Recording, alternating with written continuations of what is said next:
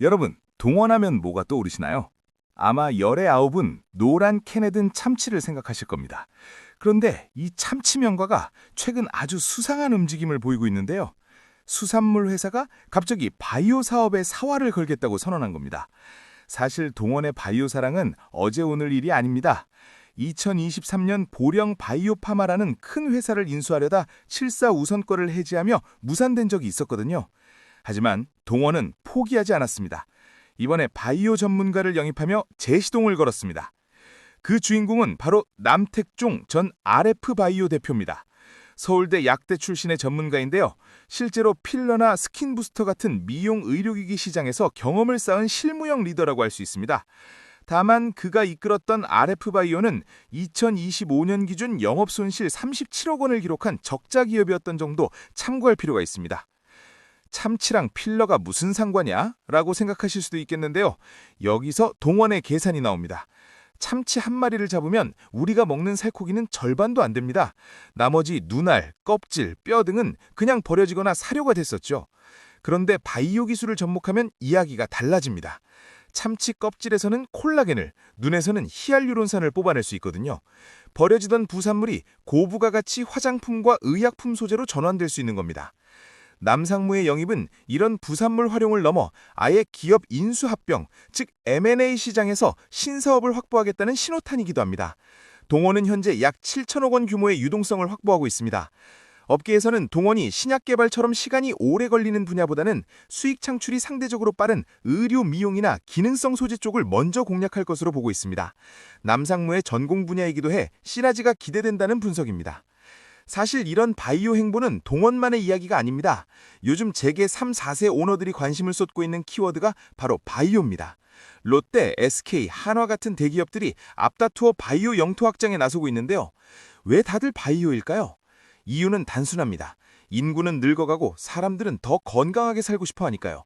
식품이나 제조 같은 기존 사업이 성장 정체에 빠진 반면 헬스케어 시장은 매년 5에서 7%씩 성장하고 있거든요.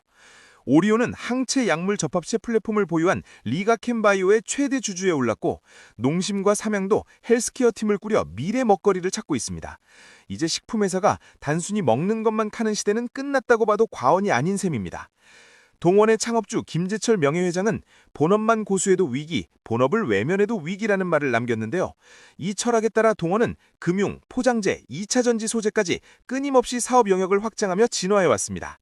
이번 바이오 진출 역시 그 연장선에 있습니다. 김남정 회장 체제 아래에서 그룹의 새로운 성장 동력을 확보하려는 전략으로 읽힙니다. 참치 사업에서 시작된 동원이 제약 바이오 분야까지 항해 지도를 넓히려는 겁니다. 투자자 입장에서 주목할 점은 향후 인수합병의 방향입니다. 전문가를 영입했다는 건 구체적인 검토가 시작됐다는 의미이기도 한데요. 약 7천억 원의 유동성이 어느 분야로 향할지 시장이 지켜보고 있습니다. 물론 장밋빛 미래만 있는 건 아닙니다. 바이오는 임상 성공 여부에 따라 변동성이 크고 수익화까지 가는 길이 험난하기로 유명하죠. 아무리 자금이 풍부해도 산업에 대한 깊은 이해 없이는 손실로 이어질 수 있습니다. 그래서 전문가들은 동원이 자기들이 잘 아는 것부터 시작하는 전략을 긍정적으로 봅니다. 참치라는 확실한 원료가 있으니 이를 가공하는 소재 사업부터 차근차근 밟아 올라가는 것이 더 안정적이기 때문입니다. 남택종 상무가 이끌었던 RF바이오가 필러 시장에서 활동했던 만큼 동원의 첫 인수 타겟도 피부 미용이나 엔티에이징 관련 기업이 될 가능성이 있다는 분석이 나옵니다. 다만 이는 현 단계에서 업계의 추정 수준임을 감안해야 합니다. 이미 경남사와 협력해 참치 부산물 실증 사업도 진행 중이라고 하니 아직 상용화 이전 단계이지만 연구가 현장에서 실제로 이루어지고 있다는 점은 주목할 만합니다. 대기업들의 바이오 진출은 중소바이오벤처들에게도 기회입니다. 자금난에 허덕이던 유망 기술들이 대기업의 자본력을 만나 사업화될 수 있는 통로가 열리는 셈입니다. M&A 시장이 다시 활기를 띨 조짐입니다.